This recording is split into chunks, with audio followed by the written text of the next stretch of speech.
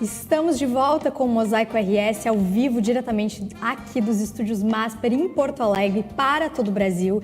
E agora nós vamos falar sobre saúde mental nesse período tão complicado que nós estamos vivendo. E quem está aqui com a gente é a Andrea Fidelis, professora, psicóloga. Bem-vinda. Obrigada. Andrea, a gente sabe que esse momento que a gente está vivendo ainda vai repercutir por um bom tempo, né? Afinal, sim, muitas pessoas foram submetidas a uma situação de trauma, perda de entes queridos, perda de bens, de lembranças, de histórias. Então, como isso vai afetar e vai influenciar em problemas psicológicos? Neste momento, a gente está com um luto, está na reação, né? Mas já vai se instalar um luto coletivo. Um luto no Rio Grande do Sul e um luto para quem tem amigos ou para quem está fora do Rio Grande do Sul, mas tem carinho por nós. Não é? Então, vocês fizeram a entrevista com o Edu, não é? Tá, ele é gaúcho, ele está fora, ele também vai vivenciar esse luto. A gente vai viver um luto coletivo. E o que é esse luto? No primeiro momento, a gente vai ficar desnorteado, com esse sentimento de impotência, sem saber o que fazer, tentando fazer de qualquer forma, que é um momento meio parecido com o que a gente está agora, né? Depois, a gente vai entrar no momento que é a de raiva. As pessoas dizem, mas por que nós? Por que eu? Por que eu e não o vizinho que não é tão bom ou que fez coisas ruins e eu que sou uma pessoa tão boa? Por que a minha família foi atingida? Por que as pessoas que eu gosto estão nessa situação? E esse momento de raiva a gente vai ver repercutir muito forte em alguns grupos, como se fossem ondas assim, né? Mas junto com esta onda também vai vir um grupo que vai descambar para uma questão religiosa negativa. Porque tem uma fé adulta, que é super positiva, que é uma forma muito bacana de a gente poder superar isso, e uma outra forma que é uma fé mais infantil. Então eu vou começar a frequentar mais grupos religiosos, eu vou fazer mais orações, procissões, promessas, vou me desesperar, porque eu vou querer que alguém de cima, Deus, alguém me ajude, né? Mas tem a parte da fé positiva que também vai ter nessa onda do luto, que é uma parte assim de ver a minha responsabilidade, o que eu posso fazer para o bem das pessoas e para mim também. Isso independe de religião, que isso está mais ligado com a inteligência espiritual das pessoas, que é a inteligência existencial. E depois dessa segunda fase, vamos dizer, essa segunda onda, que ela vai pegando as pessoas, assim, vai vir uma fase de tristeza, uma tristeza coletiva, talvez daqui a uns 2, 3 meses, e a gente pensa, que coisa ruim a tristeza ela não é ruim. A tristeza ela é boa, porque a gente aceita o fato de que aquilo de ruim nos aconteceu e que aí agora eu tenho que enfrentar da melhor forma que eu posso. A gente não precisa ser feliz o tempo inteiro, sabe? As redes sociais fazem isso com a gente, achar que a gente tem que ser feliz o tempo inteiro, estar sempre comemorando, celebrando. Isso não é verdade. E quando a tristeza chega, a tristeza sadia, por incrível que pareça, existe uma tristeza sadia, né? Ela vem para ajudar a gente a lidar com a realidade e a gente vai então construindo a aceitação e o futuro. Então essa é a onda que vai vir. Em contraponto, né, gente, se vocês querem me perguntar, também tem toda essa solidariedade que foi impressionante. Essa solidariedade foi impressionante no mundo todo. O gaúcho, o brasileiro e até pessoas do exterior agiram de uma forma tão solidária, tão rápida. Tem pessoas que me relataram assim, que foram em vários abrigos, as pessoas dizem, não vai embora, já tem gente demais.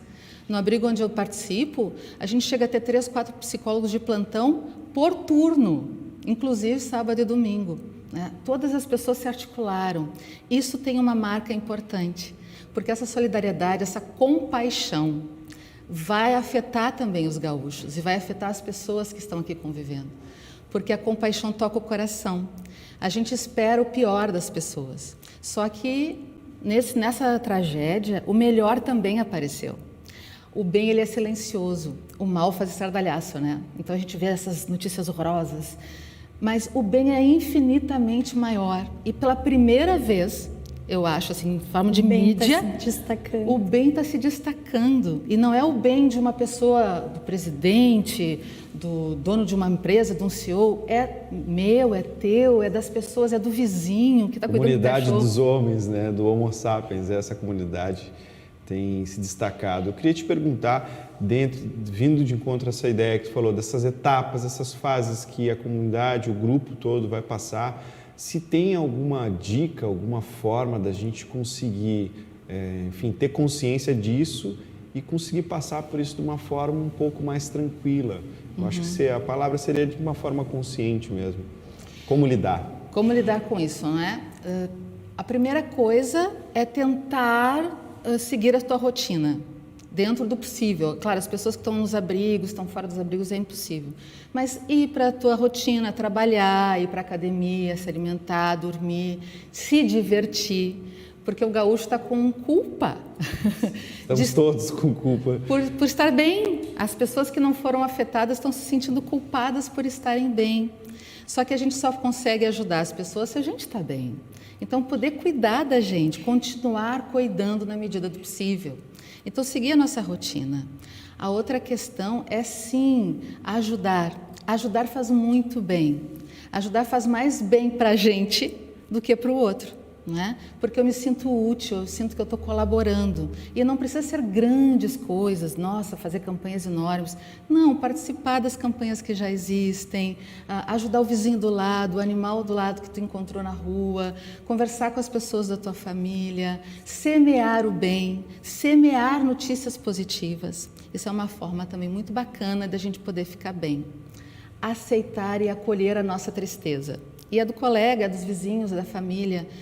Uma frase que eu acho muito bacana é não chegar a dizer assim, não pensa assim, pelo menos tu está vivo, tu perdeu tudo, mas tu está vivo, olha, agradeça pela tua vida. Não faça isso, não minimize a dor das pessoas. Naquele momento está sendo muito difícil. Então, ouça e acolha. Realmente, eu não consigo nem imaginar o que tu está passando. A gente tem que dizer isso para as pessoas, acolher a dor. E sobre os voluntários, né? A gente fala também muito sobre a saúde mental das vítimas que foram diretamente atingidas, mas teve um número gigantesco de voluntários que entraram com muita coragem na linha de frente e também viveram traumas, né? Viram coisas que não estavam preparados para ver. Ninguém estaria preparado. Aqui está preparado para viver o que a gente está vivendo. Como essas pessoas podem cuidar um pouco da saúde mental no dia a dia, porque acaba que há 10 dias está vivendo no automático, resgatando, salvando, tendo problemas para dormir. Como lidar também com esse lado da saúde mental dos voluntários? Helena, desculpa, só complementando, né? Voluntários que muitos desses também são vítimas, né? Sim. Além de estarem ali se colocando à disposição, Exatamente. São pessoas que também perderam sua casa, sua empresa, enfim. Pois eu vim de Uber para cá, não é? E o motorista do Uber perdeu a casa, perdeu tudo e ele está vivendo no carro, não é? Nós estamos todos tendo contato todo o tempo, mesmo que não diretamente, né? Mesmo que eu não seja um voluntário, com essa dor coletiva, por isso a gente está vendo esse luto coletivo, né? O voluntário, mesmo as pessoas preparadas, os bombeiros, a polícia civil, a defesa civil, enfim, e aqueles que são completamente voluntários, eles vão passar por uma coisa que a gente chama de transtorno pós-traumático, como da guerra. Parece que, né? Mas é um momento de guerra. As pessoas veem umas situações o tempo inteiro muito ruins. Então, elas vão ter um termo que a gente usa na psicologia, labilidade emocional. Vão parecer bem, vão estar rindo, dando risada. 2 minutos depois vão estar chorando, né? Elas vão ter essa instabilidade emocional muito severa, dificuldade de dormir, insônia, distúrbios alimentares, porque tudo isso vai influenciar. A família é o primeiro que tem que acolher, entender que isso é normal, que isso é esperado e que a pessoa vai ter explosões de raiva, choro e daqui a pouco vai estar rindo, né? Por nada, e você vai lá acolher. De novo, acho que a palavra é acolhimento, né? E essas pessoas buscarem apoio psicológico. A comunidade gaúcha disponibilizou muitos acessos gratuitos para acompanhamento psicológico com muitos psicólogos aqui no estado e fora do estado. Então, essa pessoa precisa, não é doença mental, é necessidade de saúde pública, porque todo mundo foi afetado. Tem um ponto que desde que iniciou tudo isso, a gente fala muito, né?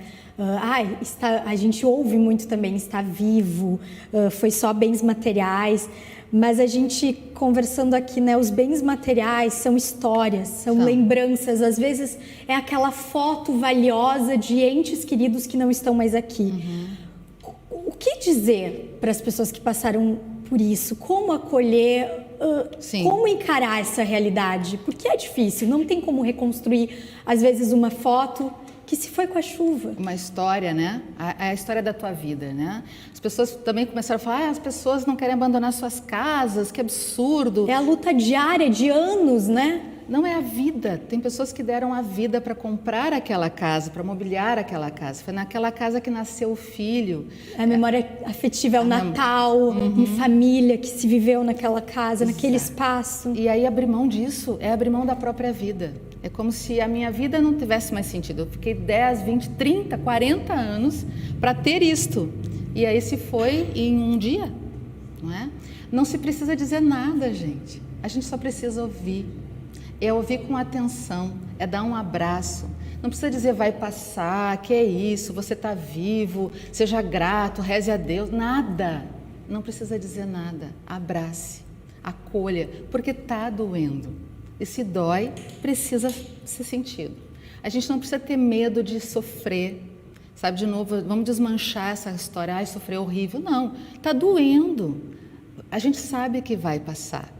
Mas mais do que fingir, se eu chegasse para ti e dissesse assim, não, para de chorar, ou para de falar, tá tudo bem, essa positividade tóxica, a pessoa vai parar de chorar. Que não vê, né? A pessoa vai parar, não vai? Mas ela só não vai chorar na tua frente, mas vai chorar sozinho. Então chore contigo. E muitas vezes vai parar de compartilhar também, né? Precisa falar, mas não vai mais, porque há um tempo de elaboração. A gente precisa dar esse tempo para nós todos gaúchos. A gente precisa dar esse tempo. A gente precisa lidar com toda essa informação. A gente precisa integrar isso.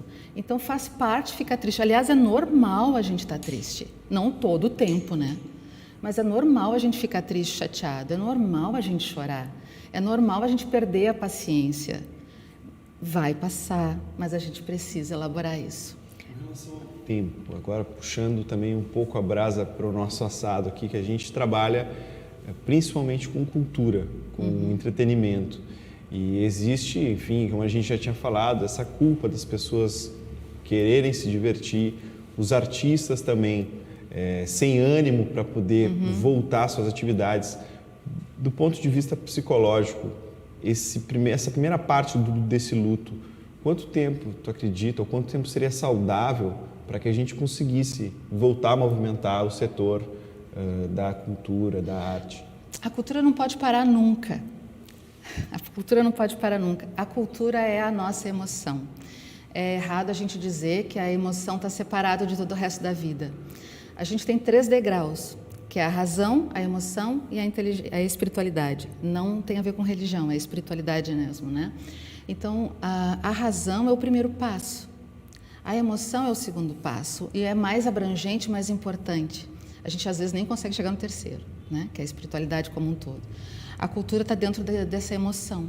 Ela retrata essa emoção, ela trata dessa emoção, ela lida com essa emoção. Se a gente parar com a cultura, a gente vai ficar como robôs, como máquinas. Seja a cultura para rir, para se divertir. Imagina se a gente está num ambiente e a cultura traz algo de livre, de leve, de gostoso. A gente ri, tudo fica mais leve. A gente precisa desse contraponto. A gente não pode ficar o tempo inteiro ali, ai Deus, ai meu Deus. A gente tem que ter esse contraponto da alegria para poder suavizar. Então, ela deve continuar, nunca parar.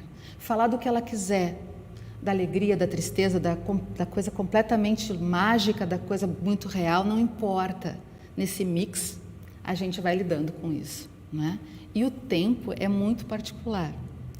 Pelo que eu tenho visto, aqui no Rio Grande do Sul, vai ser rápido em comparação a outros lugares, porque o povo está muito mobilizado e que isso vai ser um exemplo, novamente, como diz o nosso hino, né?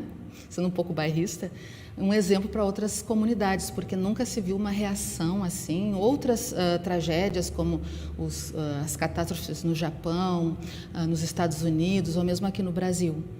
O pessoal está muito assustado, não. Acho que o termo é muito admirado com a nossa reação positiva. Então, acho que a gente não vai demorar tanto assim, mas não será tão rápido. Pelo menos aí uns 2 a 3 anos para que a gente diga, passou de verdade. André, a gente quer te agradecer muito pelas tuas palavras. Foi incrível poder te ouvir, conversar contigo. E eu acho que fica para todo mundo que está nos assistindo a palavra acolhimento. Acolha os seus sentimentos, acolha quem está do seu lado, pelo tempo que for, né? Obrigada também pela oportunidade de poder dizer isso para as pessoas que está tudo bem sentir, seja o que for, não é? Muito obrigada pela oportunidade. Obrigado. Nós vamos para o intervalo. No próximo bloco estará aqui com a gente Pirisca Greco.